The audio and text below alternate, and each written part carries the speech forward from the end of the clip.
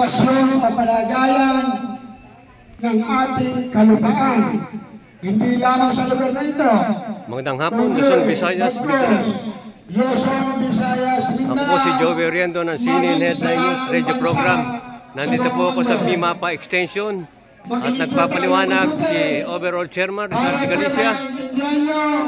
Ayan po, at kasama rin ang mga officer at si Madam Lydia Esguerra kasama. Magpapakilala nga po pala ako sa inyo para maintindihan nyo kung sino yung nagsasalita sa harapan nyo. Ayan po. Ako po ang Overall Chairman ng Ito Na Ang Katotohanan Madalagan Foundation, Lasso Misaya International. Ito po, may powerful tayo. Kung mababasa nyo, tayo po ay legal. Tayo po ay nagsasalita dito upang ipaalam sa inyo ang kalagayan ng kalupaan. Ano na ba ang estado ng kalupaan? Yung mga tinitirigan ng ating mga bahay. Para po, mas maganda, makinig po kayong lahat dito at ng inyong maunawaan ang aming pong sasabihin, ang aming ipapaliwanag at ang makita nyo, mabasa nyo, yung talpunin natin. Ayan po, tayo po ay nagsasalita ng walang halong kasinungalingan. Kami pumunta dito upang ipalam sa inyo ang kalagayan ng inyong mga lupa, ng inyong mga tinitirigan na lupa. Ito po ang masasabi ko. Magmula po nung last year, April 15, tandaan po natin, April 15, nawalan na po ng record ang lahat ng titulo ng lupa sa LRA, sa Register of Deeds. Lahat po ng mga tao na may hawak ng titulo ng lupa, wala na pong record sa LRA at sa Register of Deeds. Wala na pong record. Anong ibig sabihin na wala ng record? Pag kayo po ay kukuha ng certified true copy sa LRA, ano ba yung LRA?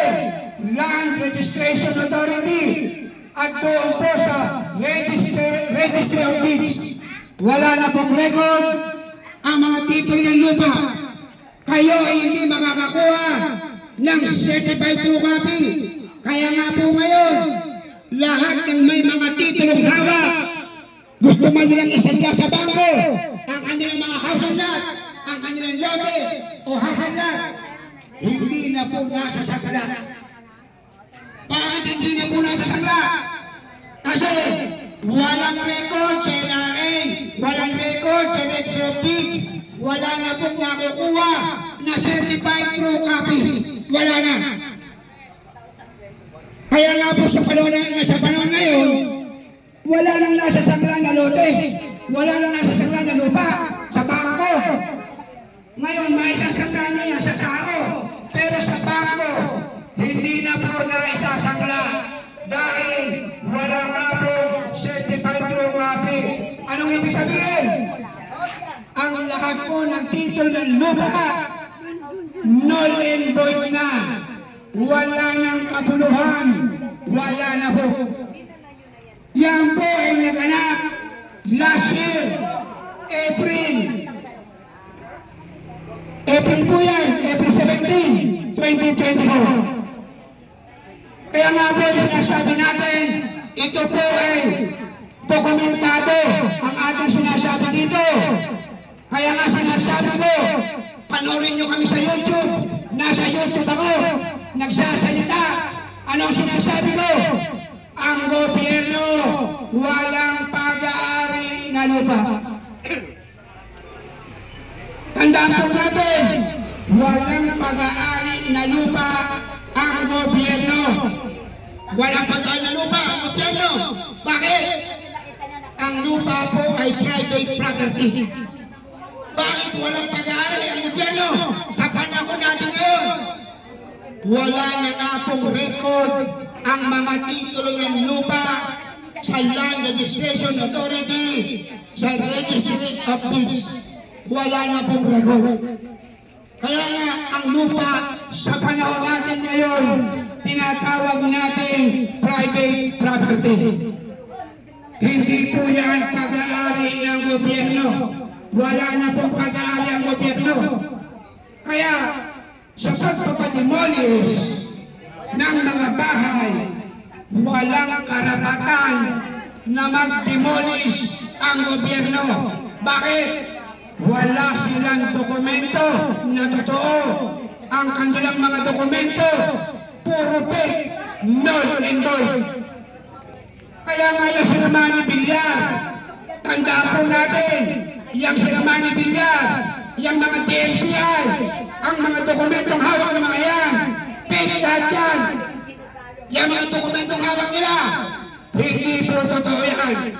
Bakit? Ang lahat ng titulo ng kalupaan, hindi lamang Luzon, Visayas, Mindanao, maging sa lahat ng bansa sa buong mundo, yan po ay null and void. Tayo po ay haharap. Kahit siyang husgado, haharapin natin ang kahit sino man dapat. Wala po tayong kinakatakutan dahil tayo ay totoo. Naghahayag tayo ng katotohanan. Kaya nga po, tayo dito, kung halimbawa may magpapademolish, lalaban tayo. Bakit? Hindi pag-aari ng gobyerno ang lupa. Inuulit ko ito, wala na pong pag-aari ang gobyerno na lupa. Wala. Private property na po ang kalupaan. Dahil sa panahon po natin ngayon, yung nagmamay-ari ng kalupaan, Luzon, Visayas, Mindanao, maging sa lahat ng bansa sa buong mundo, lumutang na ang nagmamay-ari ng tinatawag natin Supreme Owner ng Mother Title o CT T-01-4. Walang iba kundi po si Madam Lydia S. Guerra. Ayan po si Madam Lydia. Ayan po si Madam Lydia S. Guerra. Siya yung may-ari ng kalupaan, napakasimple, simpleng tao. Kahit saan pumupunta, walang kinakatakutan. Kaya kami nagpunta dito para ipaalam sa inyo na wala na pong record ang mga titulo ng lupa sa LRA, sa Registry of Deeds. Wala nang kabuluhan ang mga titulo ng lupa. Anong tawag yan? Ang lahat po ng title, back to mother title. Bumalik na po sa mother title ang lahat ng mga title ng kalupaan. Yan po kaya ako po nagsasalita sa harapan nyo. Nagsasalita tayo dito. Meron po tayong dokumento. May hinahawakan tayong dokumento na nagpapatotoo na kahit sa ang korte, pwede tayong humarap. Pwede natin ipakita. Sila wala nagpapakita ng dokumento. Ang dokumento nila, null and void, no meaning. Wala na pong saysay, wala nang kabuluhan. Yan po ang sinasabi natin. Nag-dokumento sinasabi ko, ito po ang nagpapatotoo.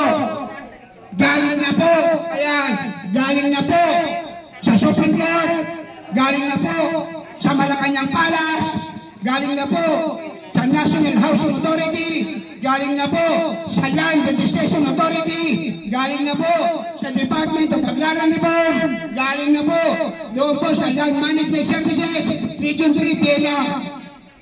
Kompleto po tayo ng dokumento. Kaya walang sino man ang po pwede na sumita sa atin. Sasagutin natin ang sino man sisita dahil tayo ay dokumentado. Kaya kung maintindihan po natin, kahit si Manny Villar, squatter po yan. Bakit? Wala siyang dokumento. Ang dokumentong pinangawakan niya, null and void. yung kanyang titulo. Isa lang ang titulo. Kaya mamayari sa ngayon, Madam Lydia Esguerra. Yung nagmamayari Supreme Honor ng Mother Title o CT-01-4. Po si Madam Lydia Esguerra. Yan po yung sinasabi natin. Buong mundo po yan. Kaya tayo nagpapaniwalag dito sa harapan nyo para magkaroon ng kaalaman ang bawat isa sa atin. Malaman natin lahat na ano ba yung karapatan natin. Yung karapatan ng bawat isa. Yan ang pinapaniwalag natin sa inyo. Na walang sino man ang pwede magpademolish dito sa inyo. At kung may karapatan, kung sino man yan, isang tao lang, Madam Lydia Esguerra. Pero hindi namin gagawin yan, yung bagay na yan. Bakit? Tayo nilalagay natin sa ayos ang ating mga lupa. Gusto natin malagay sa ayos ang ating mga kanya-kanyang tinitirikan na lupa. Yan po ang sinasabi natin. At kung sakali man, ito po sinasabi ko sa inyo, kung kayo ay pupunta ng Land Legislation Authority, Registry of Deeds, wala pong karapatan na magbigay ng titulo, mag-issue ng titulo, ang Land Legislation Authority, ang Registry of Deeds. Walang karapatang mag-issue ng titulo, walang karapatang mag-transfer ng titulo. Ang Land Legislation Authority, ang Registry of Deeds, wala po. Ano po ang katunayan? Galing din po kami sa Manila City Hall. Ito pong dokumento na ito. Galing na po sa Manila City Hall. Nireceive po nila. Binigyan namin sila ng kopya.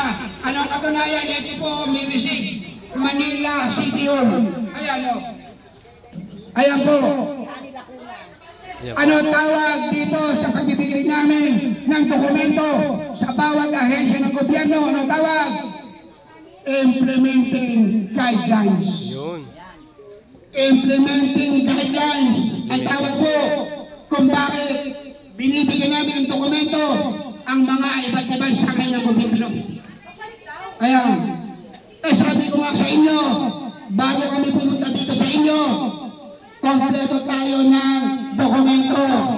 Hindi tayo magsasalita dito nang wala tayong dokumento na pinangahawakan.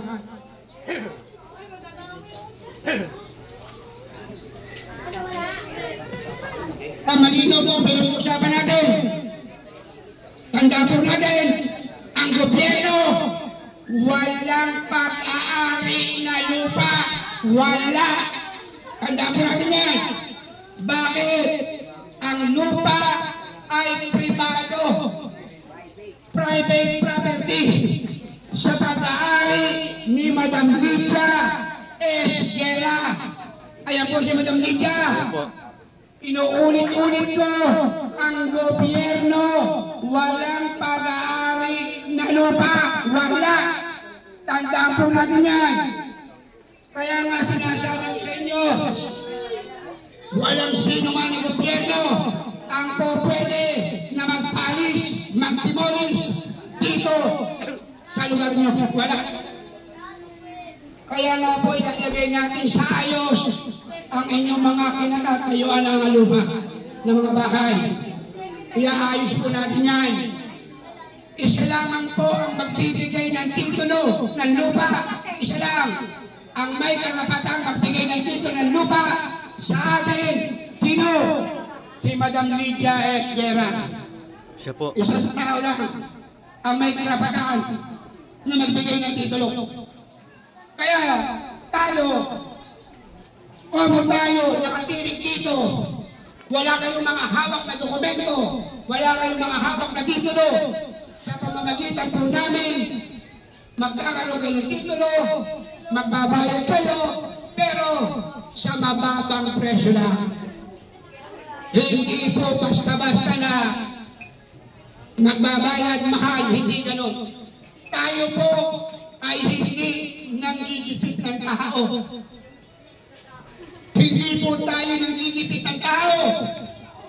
Ang purpose po natin, ang layunin, makatulong, hindi para manggipit, hindi para palayasin sa'yo, hindi. Para po tumulong. Yan po ang katotohanan. Kaya kung sakali,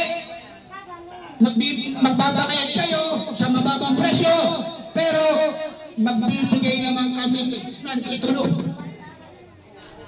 Ayan. At pag nagbayad, may pamahawakan, may deed of absolute say. Legal po tayo, legal.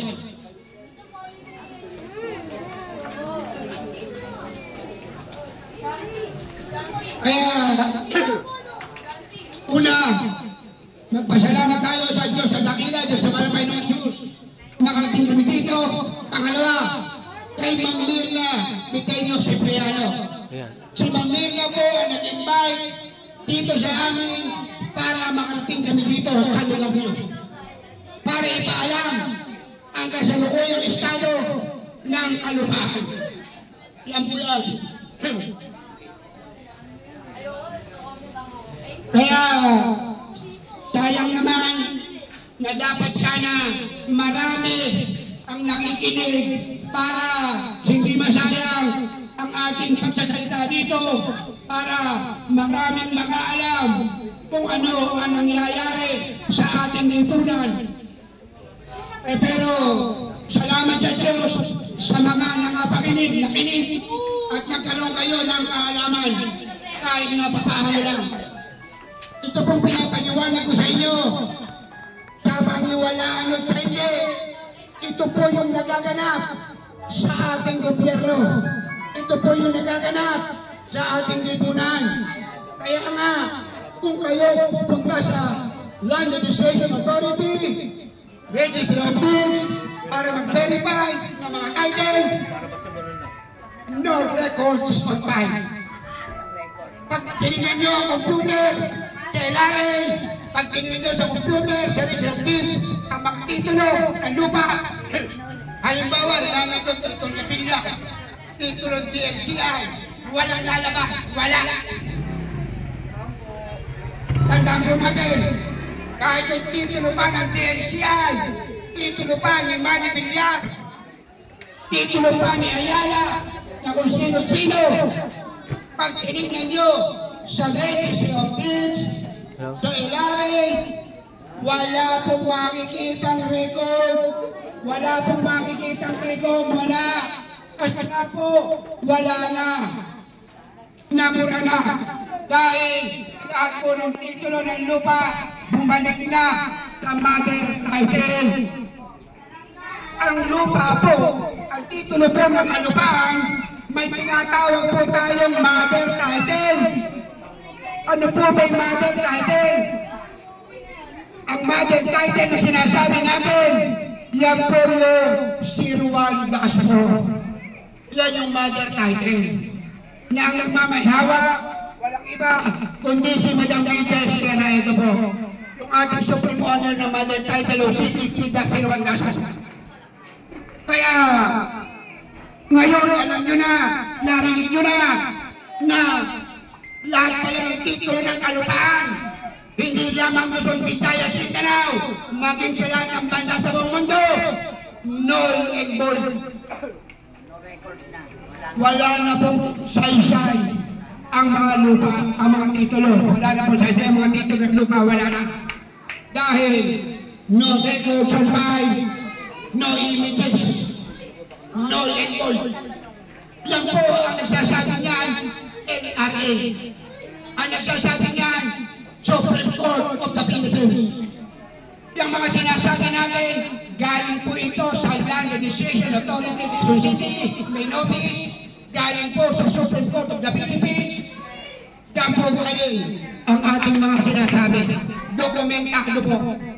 Kaya kung gusto nyo mag-verify, pwede kayo pumunta sa Registry of Deeds, pwede kayo pumunta sa LRA, pwede kayo pumunta sa Supreme Court para malaman nyo yung pinapaliwanag ko kung totoo ba o hindi. Ito po totoo dahil gawin lahat. Kaya nga po yan o, mayroong Supreme Court po. Office of the Supreme Court of the Philippines, Office of the Chief Justice, Alexander Miguel Mundo. Ito po kumpleto tayo na pinangakawakan. Kaya malinaw po sa ating lahat na isa lang sa kasalukuyan sa panahon natin ngayon ang nagmamayhawak ng titulo ng kalupaan. Babae, Madam Lydia Esguerra. Ayan, Madam Lydia. Ayan po, si Madam Lydia Esguerra. Para nalalaman nila. Siya po ang solo signatory. Kaya sa mga nakinig, nagbigay ng konting panahon sa pagsasalita namin dito, salamat po sa inyo dahil kahit pa paano meron kami naibahagi sa inyo. May naibahagi kami sa inyo tungkol sa kaganapan ng kalupaan. Tandaan po natin, uulitin ko, ang gobyerno walang pag-aari na lupa. Ang DMCA walang pag-aari na lupa. Bakit? Ang dokumento nila, null and void. Wala ng kabuluhan, wala ng bisa. Kahit saan tayo humarap na korte, haharapin natin yan. Dahil tayo ay totoo. Kaya,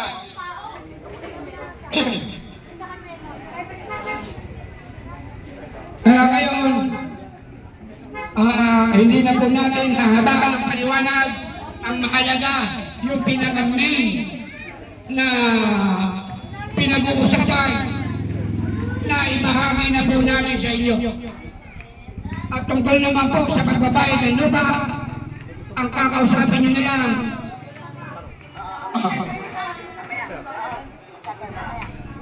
May magtatanong.